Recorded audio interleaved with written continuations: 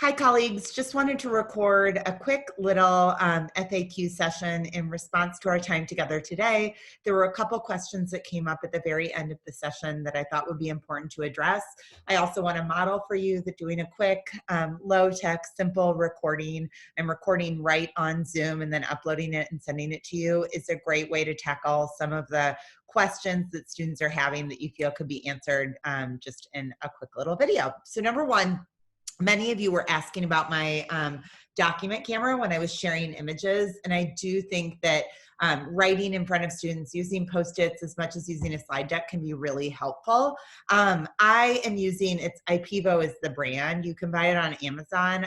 That said, you can also, if you Google how to make a document camera out of your phone, you can Google some really great tutorials that will help with that. It's definitely something worth figuring out. It's a trick to know, a trick to use, both when you are recording asynchronous lessons, but also when you're teaching students live.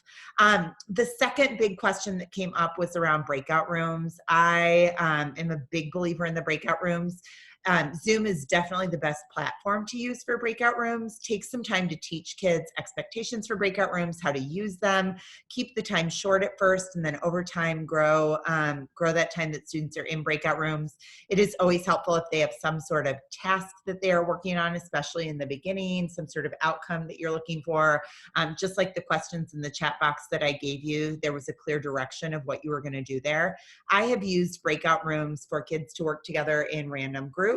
I've used it for clubs to meet together. I've done it interest-based. Do you want to talk about this, this, or this? And then I send them to those groups. Problem-based, which of these problems, 1, 2, 3, 4, 5, were the ones that you want to review with your peers. So you can set it up that way. You can also create and recreate breakout rooms many times once they get started. A second question came up around breakout rooms, about sending individuals to breakout rooms. That is definitely an option. You can create as many breakout rooms as you have participants in your session. So if I have 20 students, I can create 20 breakout rooms and send them each to an individual room, at which time I can go to each of those rooms and do conferences. You can also move students from place to place. Students can ask for a teacher's help, or they can return to the main room, but they don't have control in terms of moving a peer or a friend from one group to the other if that's something you're concerned about. The other thing or parameter around breakout rooms is that if you are sharing your screen and you go to breakout rooms, they can no longer see the screen that you're sharing.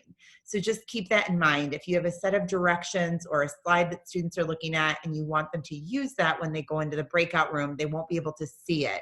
So give them access through Canvas and set that up so that they can click on it ahead of time, so that they have that prompt or that cue if you want them to see something. You can also copy and paste that link or that PDF into the chat box, and that's another feature to check out.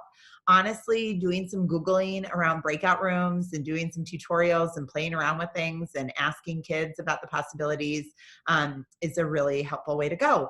Last but not least, in the spirit of breakout rooms, one of the things that I was thinking would be helpful, just think about maybe making a list for kids where on one side you list what are the system structures and routines when we are in person. We sit at a desk, we meet with a group, we have a whole class conversation, we, whatever it is.